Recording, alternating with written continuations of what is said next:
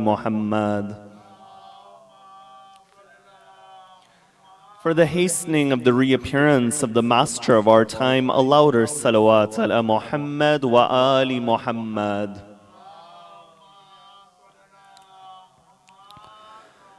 As one examines the famous sermon of Rasulullah given in introduction of the month of Shahru Ramadan, you find that amongst the themes within this sermon is the theme of the emphasis upon salat or the ritual prayer.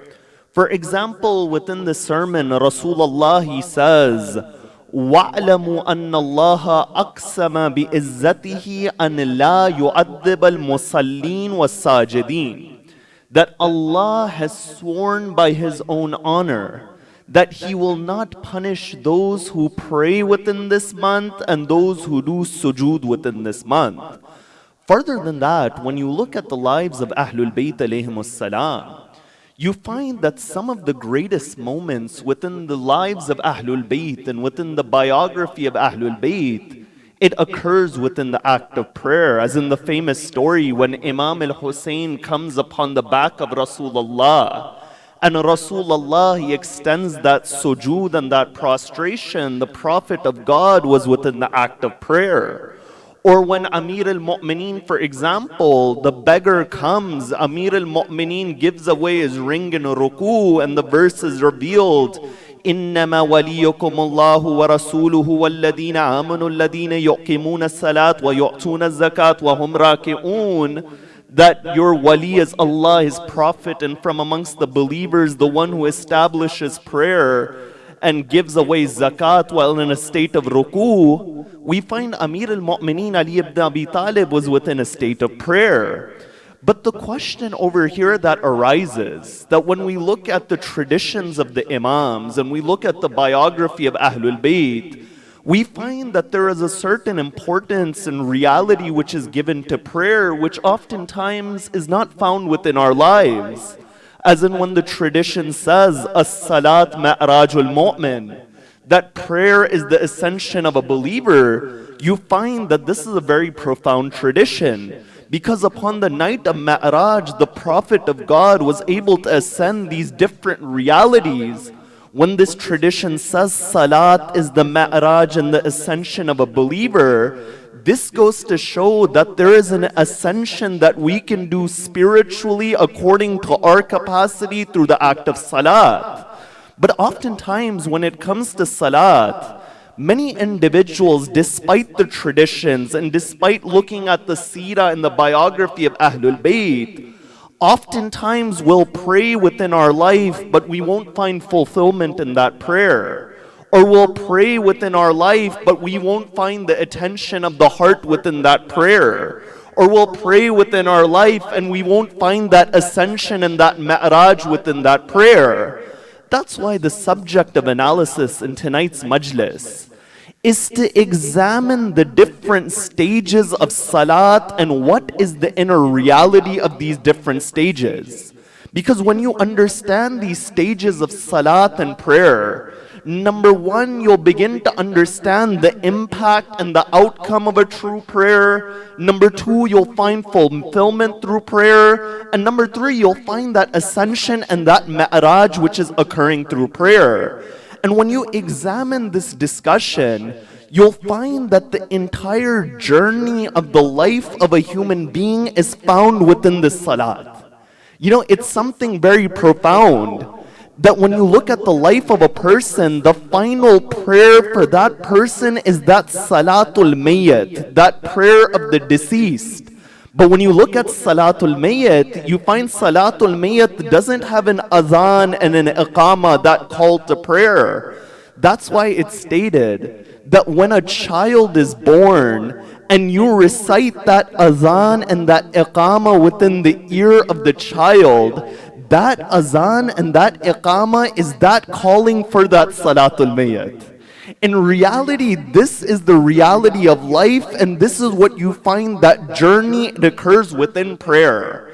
But a point to understand that before we come towards this discussion, and this is a very fundamental point, is that oftentimes when you see individuals focusing upon salat and that ritual prayer, the focus is only upon the outer form. That are my hands in the proper position when I go towards sujood?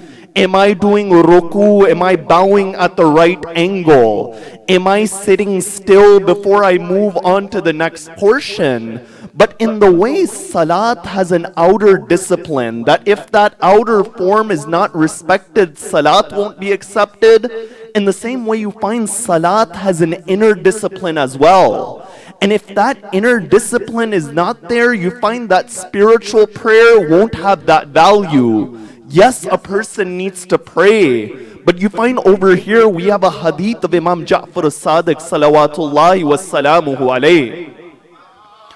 Within this hadith, Imam Ja'far as-Sadiq says that oftentimes a person will pray, but 1/2 of that prayer is accepted, or 1/3 of that prayer is accepted, or 1/4 of that prayer is accepted, or 1/10 of that prayer is accepted. And oftentimes an individual will pray a prayer, and you find it will be thrown back at them like a dirty piece of cloth, the Imam says in a tradition. In other words, these actions which we carry out, they have a form when we're performing the action, but they have a true nature as well. That's why the Quran says, فَمَنْ يَعْمَلْ مِثْقَالَ ذَرَّةٍ خَيْرًا يَرَى وَمَنْ يَعْمَلْ مِثْقَالَ ذَرَّةٍ شَرًّا يَرَى. The one who does an atom's weight of good will see that, and the one who does an atom's weight of evil will see that. That's why it's stated upon the day of judgment, when the prayer of a human being is seen, it will have its own form on the day of judgment. And that form will be according to the spiritual status that was given to that prayer. For example, a hadith of Imam as-Sadiq states,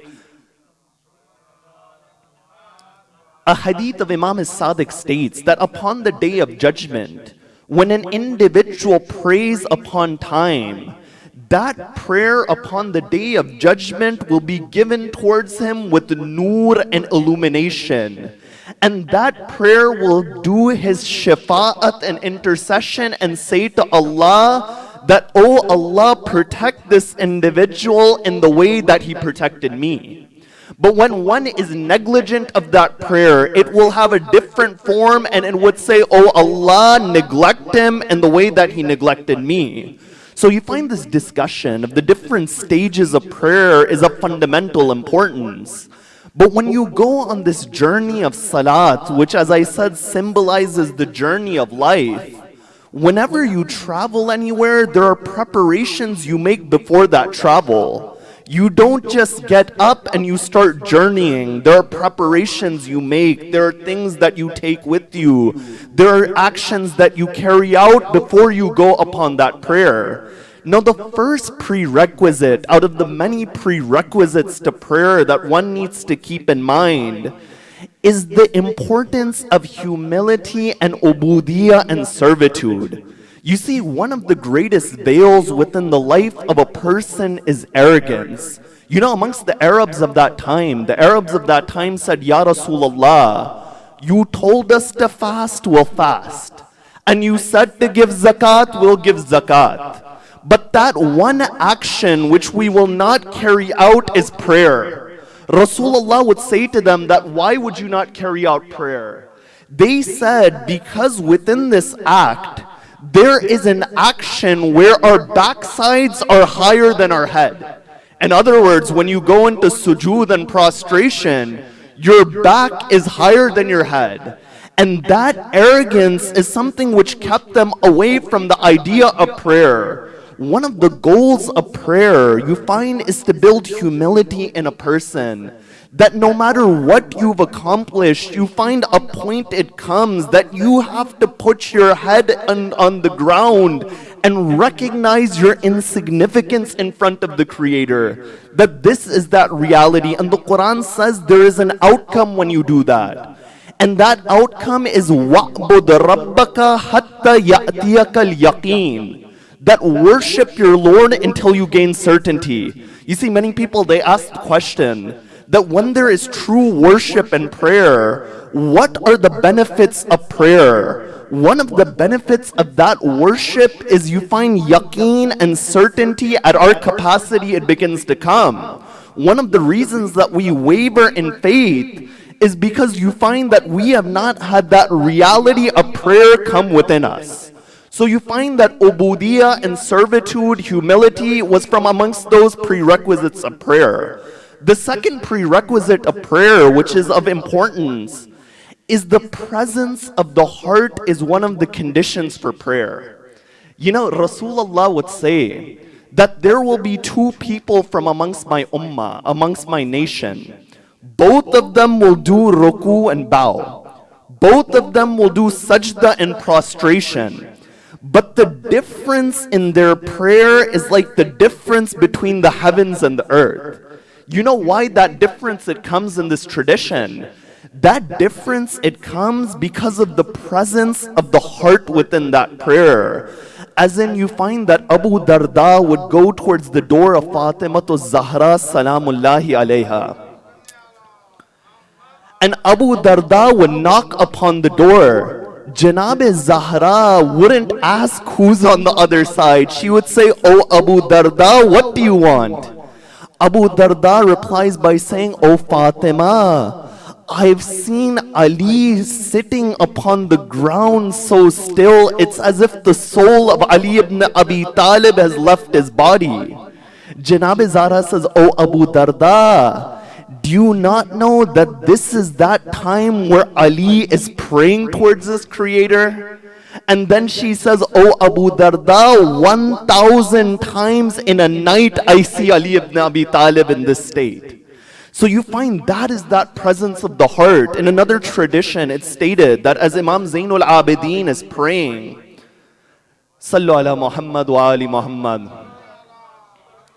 As Imam Zainul Abidin is praying, the abba, the cloak of Imam Zainul Abidin falls on the ground.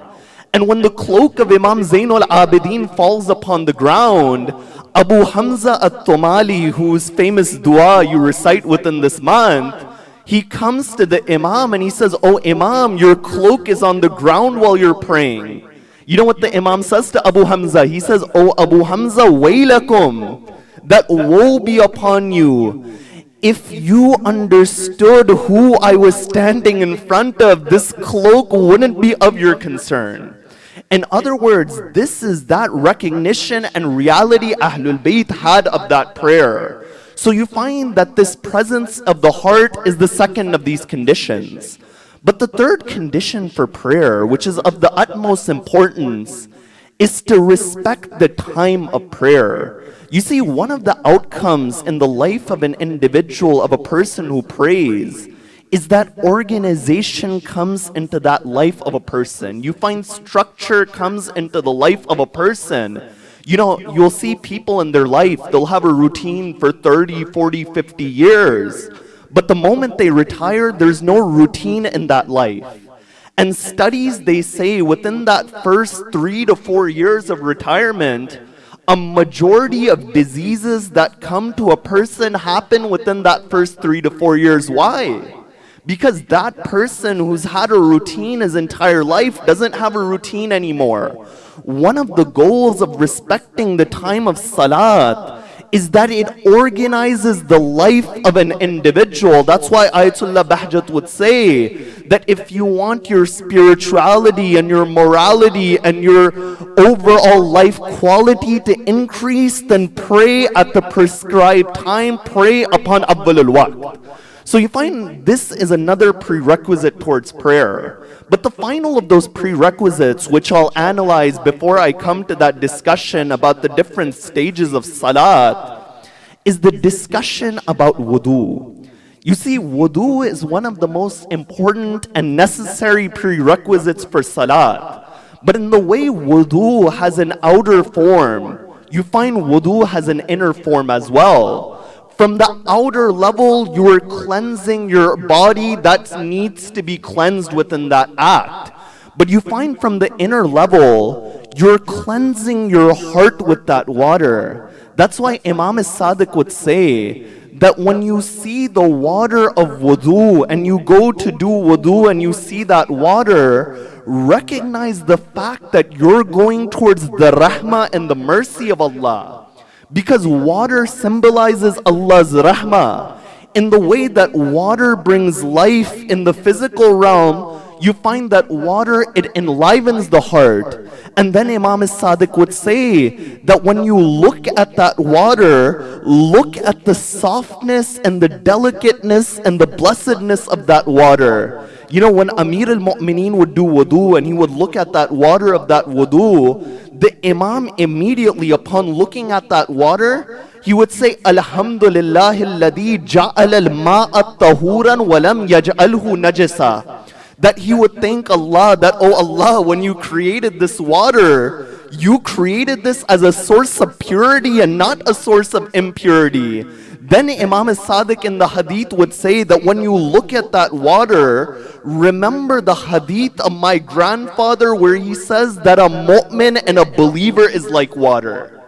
That what does this mean, that a believer is like water? The Imam says a believer is able to purify others, but his own essence and nature doesn't change. That when you have water which is attached to a source, that water is able to clean others, but it holds on to its principle and it remains water. And the Imam would say, this water is purifying your heart with the remembrance of Allah. Imam Ali ibn Musa Rida salawatullahi wassalamuhu alayhi. In another tradition, Imam al-Rida says that one of the impacts of just wudu is that negligence and laziness is removed from the life of an individual and from that person's heart at that moment. So you find these were the different prerequisites for prayer. But now, as I mentioned, salat itself is a journey. And each of these different actions in prayer, when they are understood, you find they have a profound impact on the life of a person. And each of them has an outward and an inward. For example, when you stand up for prayer, you call the azan and you call the iqama. That what is this azan? What is this iqama? You find from the zahir, from the outwards, you are calling others towards Allah.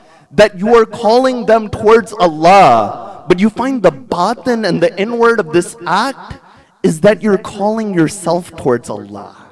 And that is that realization. When Imam Zainul Abidin was within the court of Yazid and that mu'adhin begins to call the azan, you find that Imam Zainul Abidin had an inner realization. For example, when he says, Ashhadu an la ilaha illallah, the Imam says, my hair and my flesh and my body testifies that there's none except Allah. This shows that he called himself towards that prayer. So after you do this adhan, after you do this iqama and you call yourself towards prayer, you find it begins with that niyat and that intention. Now when you have the intention, the outward of the intention is that you're beginning salat. That this is the dahir of that niyat.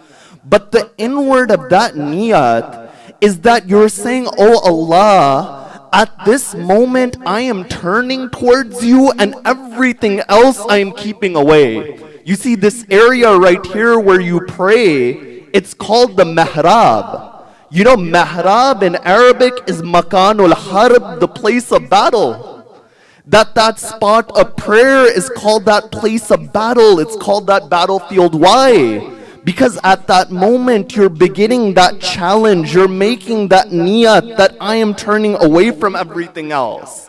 And then you begin that takbir. You know, it's mustahab and recommended that before you say Allahu Akbar loudly, 6 times quietly you say Allahu Akbar. Why?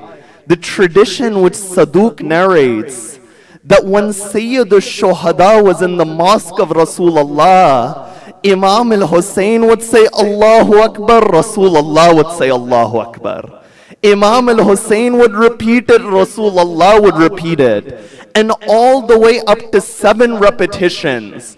And it's stated within the hadith, these 7 Allahu Akbar you say, 6 of them under your breath and 7th one loudly, each of them removes a veil between you and Allah.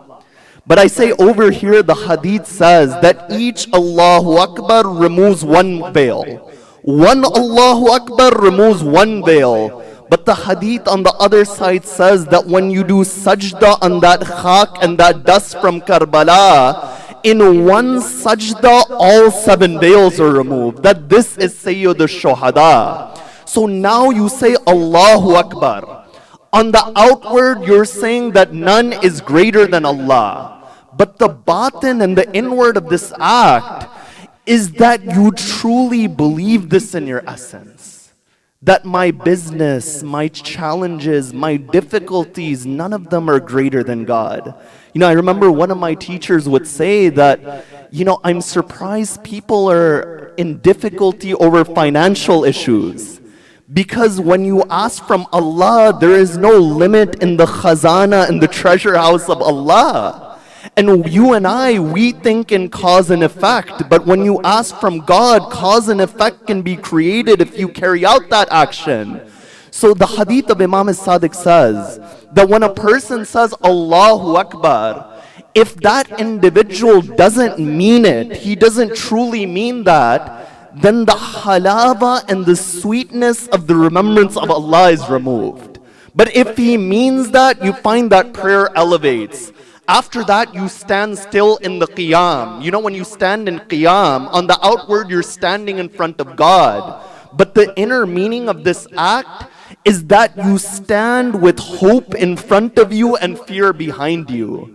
That between hope and fear you're standing, there is a balance within your life. That fear drives you to action, but that hope keeps you from losing that motivation. It's stated that when you stand and you're standing still, this act, it gives you strength. That when the trials and the difficulties and the temptations of life, they come, you're standing straight at that moment. Rasulullah would say, there's a verse of the Quran that says, فَاسْتَقِمْ كَمَا أُمِرْتَ, that stand straight in the way you've been commanded. Rasulullah would say, this verse from Surah Al-Hud has whitened my hair. They would say, Ya Rasulullah, what do you mean? Rasulullah says, do you know how difficult it is to stand straight upon what you're commanded? So you find that strength, it comes from prayer. After that, you say Allahu Akbar. When you say Allahu Akbar after reciting the chapters, now you're saying Allahu Akbar again. The recitation is the same as the beginning. But now you're entering a new level of submission. Ruku is a higher level of submitting to Allah, and sajda is the highest level of submitting to Allah. And the fact and the evidence is in the wording.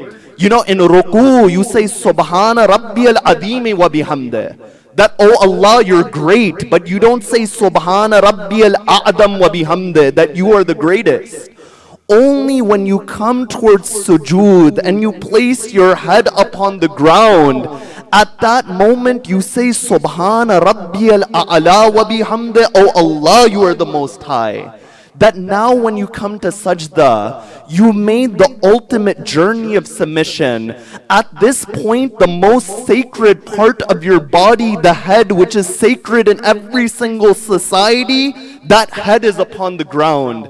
And Amir al-Mu'mineen would say that that first sajda that you do represents that you came from dust. And the second sajda that you do represents that you'll return to dust. But then after that, you do the tashahud and you testify again. In the adhan and the iqama, you said, Ashhadu an la ilaha illallah. You said, Ashhadu anna Muhammadan Rasulullah. But now when you say the same line, it doesn't mean the same thing.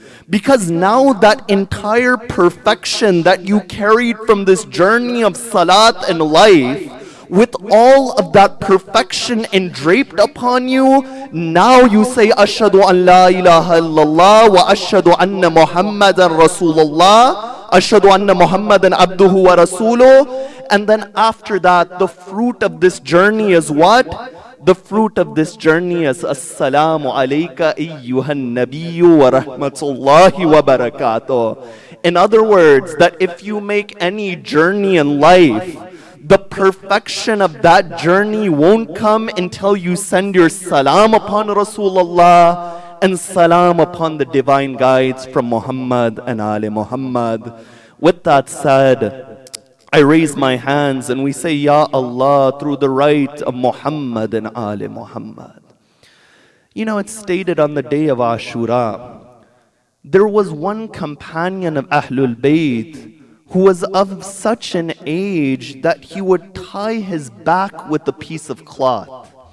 And you know who that companion was? That companion was that companion by the name of Syed ibn Jubair. Syed would say to the Imam that, "Oh Imam, my body doesn't have energy to fight." So you know what Syed would do? When Sayyid al-Shuhada would stand for prayer, Syed would say that although my body does not have the strength to fight, what my body can do is it can take arrow after arrow as Sayyid al-Shuhada performs that prayer. We ask Allah through the right of the companions on the day of Ashura, through the right of Sayyid al-Shuhada, wherever the followers of Ahlul Bayt are in difficulty, help them. Wherever they're sick and ailing, cure them. Ya Allah, allow us to benefit from the teachings of Muhammad and Ali Muhammad. Grant us the ziyarah of the qubur of Muhammad and Ali Muhammad. Grant us the shafa'ah in the intercession of Muhammad and Ali Muhammad. There's a request for Surah Al-Fatiha for Captain Sayyid Asghar Hadi, Ibn Sayyid Sadiq, Sayyid Qaisar Kazmi. And you find, we'll say, Rahimallahu man qara Surah Al-Fatiha. Bismillah ar-Rahman ar-Rahim. Alhamdulillah Rabbil Alameen ar-Rahman ar-Rahim. Malik yawm ad-din. Iyaka na'budu wa iyaka nasta'in. Ihdina as-sirat al-mustaqim. Sirat al-ladina an'amta alayhim ghayril maghdubi alayhim waladdallin. There's also a request for dua. Inshallah, we'll recite the dua in between Maghrib and Isha because the time for Adhan is upon us. ربنا تقبل منا إنك أنت السميع العليم صلوا على محمد وآل محمد